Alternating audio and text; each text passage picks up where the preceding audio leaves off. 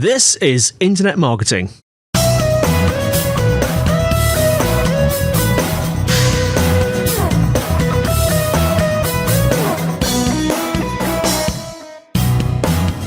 Brought to you by SiteVisibility at sitevisibility.co.uk. This is Internet Marketing. Now, before we start today, we'd like to encourage anyone looking for help with their digital marketing to get in touch with SiteVisibility. Whether you have a burning digital marketing question or you're looking for an agency to work with, they'd love to hear from you. Give them a call, +44 1273 733 433, or you could fill out the form at sitevisibility.co.uk/contact. Alternatively, you can talk to either Scott or Sean, because they have a funky live chat function on the site. They'd be more than happy to help. Now, today I'm joined by Geoff Atkinson, founder and CEO at Huckabuy. Geoff, how are you? Doing great, Andy. Thank you so much for having me. It's an absolute pleasure. Now, you're from the wonderful state of Utah, not very far from the Great Salt Lake, a place called, remind me what the Park City, isn't it? That's right. Yep. I'm originally from the Boston area, but now I reside in the mountain town of Park City, Utah. Fantastic. And that's pretty close to Salt Lake City as well, isn't it? It's what, just about 10 kilometers, something like that? Yeah, it's about a half an hour drive. Yeah. It sounds like a wonderful part of the world. What's the weather been doing? Has it been good last few days? Yeah, it's beautiful here. So we're a mountain town. It's about 7,000 feet in elevation. And so the summers here are perfect. It's 75 and sunny, and then it gets cool at night. And summers in Park City are about as good as it gets. So it sounds like perfect waking and sleeping weather. And I hear the lake causes a very interesting type of snow, doesn't it? It does, yes. The Great Salt Lake creates what they call the lake effect, which basically means that storms that come in will pick up moisture off the Great Salt Lake. And because it's salt water, it creates really wonderful snow that just these storms stick on what's called the Wasatch Front. Yeah. And we get some of the best snow on earth. They call it champagne powder. It's a really cool phenomenon that makes this a wonderful place to ski. It sounds like it's literally like icing sugar. It is. Yep. Do you have icing sugar in the US? We have it in the UK. It's very, very fine sugar. Right, let's about the weather. Let's talk about what you do. Tell us first about a bit about yourself and a bit about Huckabuy. Yeah, for sure. So I come from a digital marketing background. I was the SVP of marketing and analytics at Overstock.com. Now I'm the founder and CEO of Huckabuy. Huckabuy does what I call performance-based SEO software. So a lot of the SEO software out there is very analytical, meaning it's telling you about rankings and what's wrong with your site and whatnot. We're actually on the performance side. So we look at what Google really wants out of a website. We queue that up in software that helps our customers basically be aligned with what Google wants out of a website. Turns out if you align with what Google's looking for, you get great SEO growth. And so that's really what we focus on. And I'll come back onto that later because that's a really interesting area. I mean, Huckabuy, tell us a bit actually how the name came around, because there's a nice story behind that, isn't there? Yeah, it's a great story. My nephew is actually named Huck. And I was searching for names. I've always wanted to be an entrepreneur, so I'd buy domains. And one Christmas, my family was all here in Park City, and I was looking at domains. And my sister used to call my nephew Huckabuy. She still does sometimes, but she did a lot when she was young. My mom kind of gave me a nudge, and I looked it up, and sure enough, it was available, and I bought it. And then years later, when I started Huckabuy, and I showed people kind of all the domains that we had that could potentially be the company, Huckabuy was the one that just stood out. Everybody loved it. They could remember it. And it's a .com, so we feel very fortunate to have our name because it has a kind of cool story behind it, and it's a catchy name. Now, you mentioned about Google in your introduction. Now, Huckabuy sort of talks a lot about Google's perfect world, doesn't it? What does that actually mean? Mm-hmm. Yeah, so I always say that websites are always built for human beings, and we spend tons of time and money and energy on UI, UX. What's the user experience? I argue that in any given day, the most important visitor is actually this little Google bot. And their experience typically is not nearly as clean and crisp as what a human's experience is. HTML is confusing. JavaScript's confusing. So our sort of mantra at Huckabuy is, well, what would a website look like if it was built just for Google and not for a human being? And so that's really Google's perfect world. There's a bunch of things that sort of fall into this category. One is, right off the top of my head is page speed. So they love sites that are very fast. The faster a site is, the easier it is for them to crawl. They like sites that aren't very dynamic, meaning they don't have a lot of dynamic content. They're just flat HTML. One example I use as sort of Google's perfect world is Wikipedia. Yeah. It's a very fast site. It's very straightforward. It's flat HTML. I'd also put a language called structured data markup, which most SEOs are familiar with, into this category of Google's perfect world. It's a language that is Google's preferred language of receiving information. And when you layer this language on top, you're basically now speaking their language and communicating with them directly. So all those things sort of fall into what we put as what we think is sort of Google's perfect world. And we then try to make our customers' sites with our software basically speak their language and give Google the perfect version of any given website. We'll speak more of this later. I feel like I should be stroking a cat when I say that. Before we do, you mentioned Overstock, and it had tremendous growth, didn't it? It's at 0 to 300 million? Yeah. Tell us a bit about that. Yeah, it was a great run. Just incredible growth. So we literally went from, around 2005, we didn't really even know what SEO was. And then we were paying for, we were doing a lot of PPC. We were doing a lot of affiliate spend.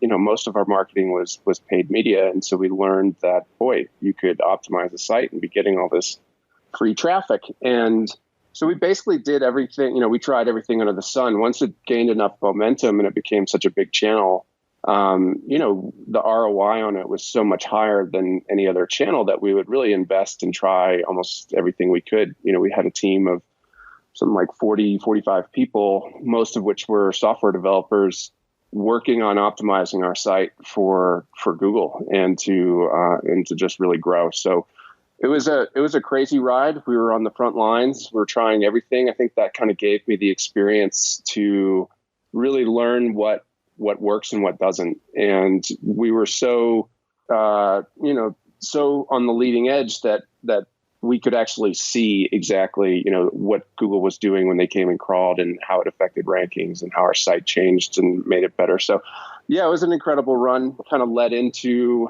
my passion for SEO. We did a lot of other great things at Overstock as well, but that was one in particular that really stood out and ended up giving me the idea that, I always view SEO as really a technical problem. And so Huckabuy takes that approach. We take a much more technical approach, whereas the industry is much more sort of a services-driven industry. So that's sort of the differentiator around Huckabuy.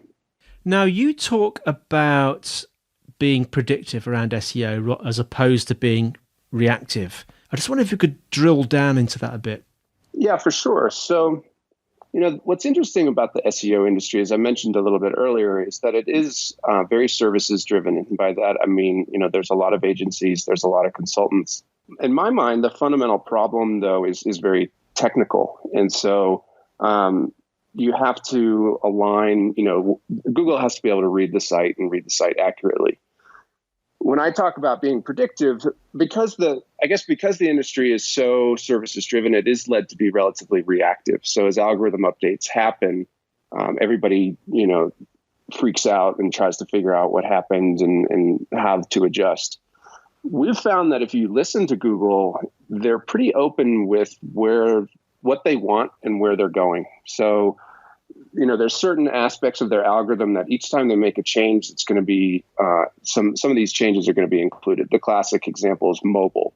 So each algorithm update makes their search engine more mobile friendly, and that's just not going to change because as time goes on, people are accessing them more and more with mobile. Voice search is a great example. Yeah. A lot of algorithm changes happen around voice search. Structured data, you can see every single algorithm update starts to include more and more structured data. And so we sort of really pay attention to those things and become much more predictive of kind of where they're going and what they want. It's not even so much being predictive as it's just listening and then aligning the product to what they want. That ends up being much more predictive than reactive. So fortunately for our customers, because our software is built in this way, we actually root for algorithm updates, meaning When an algorithm update happens, our customers typically jump in terms of performance. And we haven't done anything different in terms of our software. It's just that their algorithms are heading in these directions. So that's what I mean by being predictive. And it is an industry that's very reactive. It's an industry, in my opinion, that's a bit outdated. And a lot of strategies that companies are employing are no longer relevant. And so we're trying to get ahead of the curve. You mentioned that Google is actually pretty forthcoming with what does that mean by that? Is it the sort of overarching direction they're going in, or do they sort of are they quite vocal about sort of what they're doing? They are. They have a big conference, Google I/O, that reveals a ton of very useful information. It actually wasn't too long ago. I wouldn't say it's the easiest information to find, but if you can catch their developers talking about what they're working on, it really is informative. Take a topic like something called dynamic rendering. So dynamic rendering, when I talk to SEO people, most of them honestly haven't even heard of the term. And it's such an important term in terms of what is happening in SEO. Dynamic rendering basically just means that a page will render differently based on what calls it. So the example is, if I go to a URL on my mobile device, I get one experience. If I go to the same URL on my desktop, I get a different experience. And that's all well and good. And Google encourages that. It's the best practice, and that's all good. The big change was that they said recently they can actually give a version for them. So now you can actually make sort of a perfect world version of a site specifically for Google. And that's a really important topic that actually our CTO, who watches them very, very closely, figured out. And so we actually then built a product around dynamic rendering that allows complicated sites. We actually build sort of that Wikipedia perfect world version of a site for them to absorb. So that's what I mean. They are relatively open. I wouldn't say they shout it from the rooftops, but if you listen, they are quite open with what they want. You mentioned earlier, actually, something that I really like, because I'm a software developer, so I get rather sort of, I start rubbing my thighs when I hear the term structured data, and it's something we've spoken on this show about a few times. It's been a while, I think, since we mentioned it. Do you think that SEO technologists don't use structured data enough? Do you think it's underused? I do think it's underused. I think the really good SEO technologists use it very in depth. The ones that are winning are realizing just what an impact it has. Sites are complicated, and some sites are structured in a way where it's pretty easy for Google to understand. You've got the Overstocks of the world where there's these really well described categories like men's watches and patio furniture, and they're all the same format.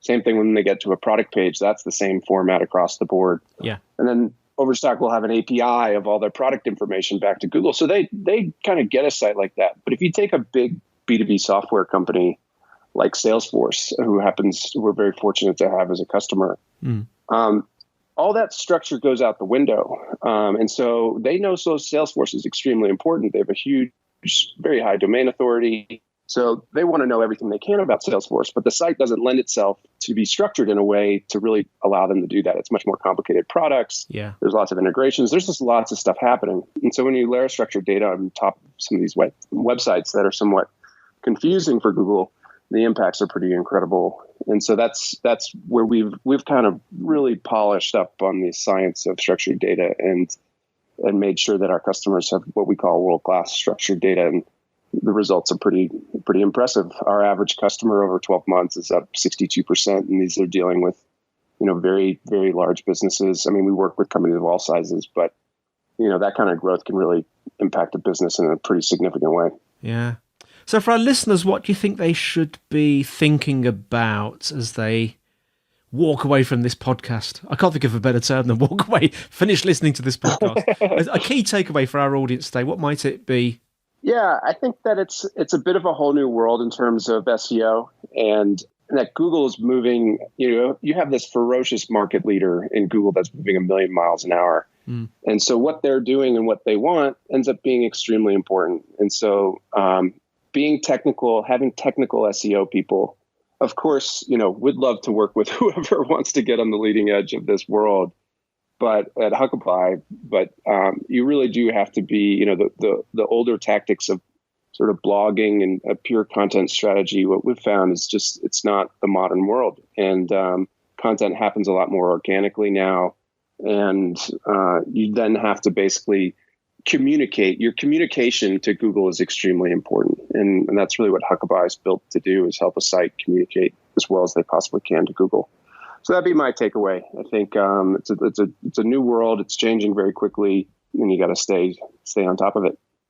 Well, Geoff, thanks so much for coming on. How can our listeners find out more about you and more about Huckabuy? Well, first off, thank you so much, Andy, for having me. I'm a big fan, and it's an honor to be on here. Absolutely. Probably the easiest way is just to go on huckabuy.com. You can contact us there. To your listeners who I know are sophisticated SEOs, honestly, you can just shoot me a note. It's just Geoff at huckabuy.com, Geoff with a G, Geoff. Yep. And if you want to find me on LinkedIn, search for Geoff Atkinson, Huckabuy, and you'll find me on LinkedIn, and feel free to send me a message. And if it's not me that can answer the question or the inquiry, someone on our team, certainly I'll put you in touch with the right people. So yeah, appreciate that. Well, thanks for coming on, Geoff. And the show notes will be in the usual place, which is sitevisibility.co.uk/IM podcast. If you're enjoying the show, please leave us a review. That would be fab. Questions and suggestions for future topics, and even guest suggestions, send those to podcast@sitevisibility.co.uk. You can tweet at SiteVisibility. Don't forget we have a Site Visibility group on LinkedIn. So that's all from me, Andy, and it's all from Geoff. Thank you, Andy. Such a pleasure. Thanks for coming on, Geoff, and we'll see you next time on Internet Marketing.